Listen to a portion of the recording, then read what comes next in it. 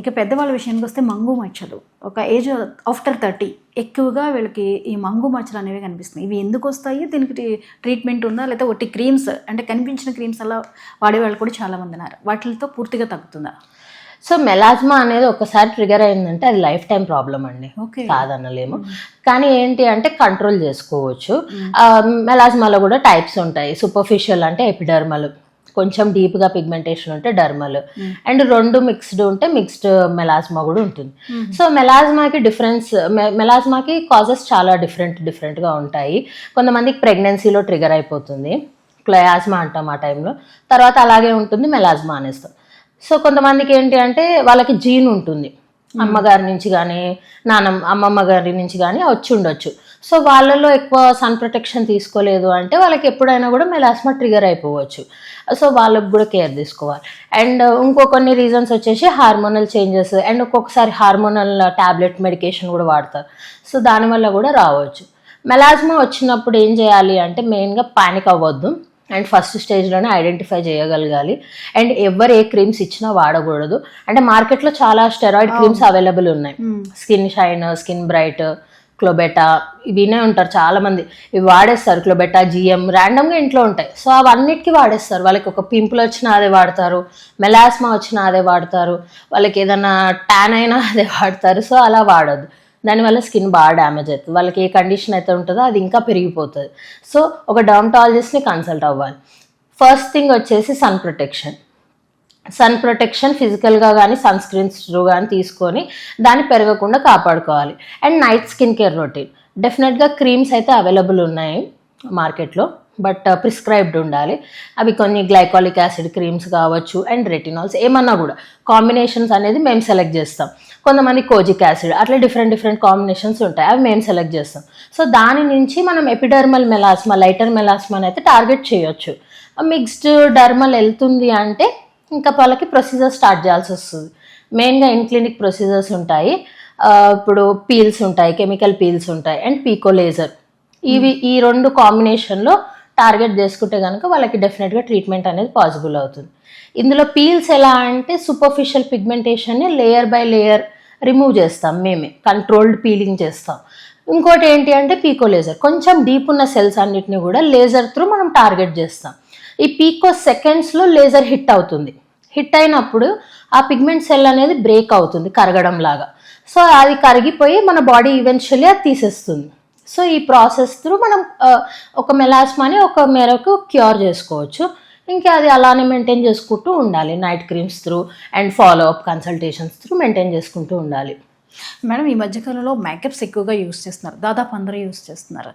ఇవి ఎంతవరకు శ్రేయస్కరం అంటారు? స్కిన్ డ్యామేజ్ చేస్తాయా, లేకపోతే వీటికి కేర్ తీసుకుంటే సరిపోతుందా? మేకప్ అయితే హార్మ్ఫుల్ కాదండి, థైట్ ప్రోడక్ట్స్ ఎప్పుడైనా సేఫే. అండ్ కొంతమంది డైలీ మేకప్ వేసుకుంటారు, అది కూడా హార్మ్ఫుల్ కాదు. సో మేకప్ అనేది మన స్కిన్కి సూటబుల్ ఉండాలి ఫస్ట్ థింగ్.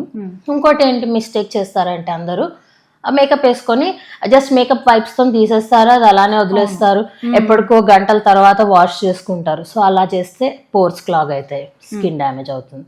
అండ్ కొంతమంది ఏం చేస్తారు అంటే మేకప్ బ్రషెస్ అస్సలు వాష్ చేయరు. సో అది కూడా కొంచెం డేంజరస్. టైం టు టైం అవి వాష్ చేసుకోవడము, లేకపోతే డిస్పోజబుల్ బ్రషెస్ యూజ్ చేయడము, అలా చేసుకుంటే మేకప్ మనకి హార్మ్ఫుల్ కాదు. అండ్ మేకప్ వైప్స్ మాత్రమే వాడకుండా క్లెన్జింగ్ చేయాలి. అందులో మెయిన్గా డబల్ క్లెన్జింగ్. ఒకటి ఏంటి అంటే బామ్తోని మొత్తం మేకప్ అంతా కూడా ఇట్లా మొత్తం క్లీన్ చేసేసుకొని ప్యాడ్స్తో తీసేసుకొని తర్వాత ఒక మంచి ఫేస్ వాష్తో కడుక్కుంటే కొంచెం ఆ మేకప్ అంతా కూడా వెళ్ళిపోతుంది. అండ్ మేకప్ వెళ్ళిపోగానే స్కిన్ డ్రై అయిపోతుంది, దాని తర్వాత కూడా ఏం ప్రిపరేషన్ చేయరు. అలా కాకుండా కొంచెం moisturiser, after cleansing your face moisturiser use చేయడము, ఏదైనా నైట్ క్రీమ్ ఉంటే వాడడం, అలా చేస్తే స్కిన్ అయితే డ్యామేజ్ అవ్వదు. ఇప్పుడు అందరికీ ఏజ్ పెరగకుండా యంగ్గా కనిపించాలి స్కిన్ అనే తాపత్రయం పెరిగింది. యంగ్ లుక్ కోసం తాపత్రయపడుతున్నారు, దానికి తగ్గట్టే రకరకాల క్రీమ్స్ దొరికేస్తున్నాయి. అయితే ఈ యాంటీ ఏజింగ్ క్రీమ్స్ని నమ్మొచ్చా? క్రీమ్స్ వాడటం వల్ల స్కిన్ రింకిల్స్ లేకుండా ఉంటుందా? ఏం చేయాలి ఒకవేళ ఏజ్ కనిపించకుండా ఉండాలంటే? మీరు సలహా ఏమి ఇస్తారు? సో ఏజింగ్ అనేది అయితే మనం ఆపలేము, బట్ కంట్రోల్ చేయొచ్చు కొంతవరకు. ఏజింగ్ సైన్స్ని మనం కొంతవరకు ట్రీట్ చేసుకుంటూ కంట్రోల్ చేసుకోవచ్చు. ఏజింగ్ అనేది అయితే ఆపలేము. ఏజింగ్ ఎప్పుడు మన స్కిన్ పైన చూపిస్తుంది అంటే మెయిన్గా ఒక 30 తర్వాత చూపించడం స్టార్ట్ అవుతుంది. కొలాజన్ లాస్ అవుతుంది మెయిన్గా. సో అవి ప్రాబ్లమ్స్ ఉంటాయి. అండ్ డైట్ మంచిగా ఉండాలి. అంటే ఇప్పుడు ఒక 30 తర్వాత వాళ్ళు జంక్ తినడము, లెస్ న్యూట్రిషనల్ ఫుడ్ తినడం అవాయిడ్ చేయాలి. Iron rich food, protein rich food తీసుకుంటే కొంతవరకు లైఫ్ స్టైల్ హెల్ప్ చేస్తుంది. అండ్ వాళ్ళ రొటీన్ కూడా ప్రాపర్గా ఉండాలి. స్లీప్ సైకిల్ ప్రాపర్గా ఉండాలి. 8 hours పడుకోవడము, అండ్ స్క్రీన్ టైం తగ్గియడము, అండ్ 20-20-20 రూల్ అని అంటాము, అది పాటియడము. అంటే ఎవ్రీ 20 minutesకి ఒక 20 seconds 20 meters దూరంని అట్లా మనం అబ్జర్వ్ చేసుకుంటే కనుక ఐస్ అనేవి కొంచెం స్ట్రెయిన్ అవ్వకుండా ఐ రిలాక్సేషన్కి హెల్ప్ అవుతుంది. సో దాని through in and around I reason science కూడా కొంచెం హెల్ప్ అవుతుంది. అలా కాకుండా ఇప్పుడు క్రీమ్స్ అంటే మిరాక్యులస్ క్రీమ్స్ అయితే ఏం లేవు. బట్ కొన్ని క్రీమ్స్ ఏంటి అంటే ఇప్పుడు రెటినాల్ కానీ, ఇప్పుడు ఐకి అయితే కొంచెం కెఫిన్ ప్రోడక్ట్స్ కానీ, లేకపోతే ఐ రెటినాల్ సపరేట్ కాన్సన్ట్రేషన్లో దొరుకుతుంది. సో అలాంటివి కొంతవరకు హెల్ప్ అవుతాయి. బట్ వ్రింకిల్స్ మనం యాక్టివ్గా తగ్గించుకోవాలంటే అది ఎలాంటి వ్రింకిల్, స్టాటిక్ వ్రింకిలా, డైనమిక్ వ్రింకిలా, దాన్ని బట్టి ట్రీట్మెంట్స్ అవసరం పడతాయి. కొంతమందికి బొటాక్స్ లాంటివి అవసరం పట్టవచ్చు, కొంతమందికి మైక్రో నీడ్లింగ్, MNRF ఇలాంటి ట్రీట్మెంట్స్ అవసరం పట్టవచ్చు. ఇంకా సాగింగ్ ఈజ్ కంప్లీట్లీ డిఫరెంట్. మనం ఏజ్ పెరిగే కొద్దీ మన ఫేస్ ఏదైతే ఇన్వర్టెడ్ ట్రయాంగిల్లో షేప్లో ఉంటుందో అది ట్రయాంగిల్ లాగా మారుతుంది, అంటే గ్రావిటీ వల్ల, అండ్ సాగ్ అవుతుంది ఇట్లా. సో దాన్ని కరెక్ట్ చేసుకోవడానికి వేరే ట్రీట్మెంట్స్ ఉంటాయి, హైఫూ కానీ. ఇంకా డిపెండెంట్ వాళ్ళకి ఎలాంటి సాగ్ ఉంది, వాళ్ళకి ఫిల్లర్ అవసరం పడుతుందా, లేదంటే RFతో టైట్నింగ్ చేసినా సరిపోతుందా. సో అలా చూసుకోవాలి. ఓన్లీ క్రీమ్స్ త్రూ అయితే మనం ఏజింగ్ సైన్స్ని ఆపలేము.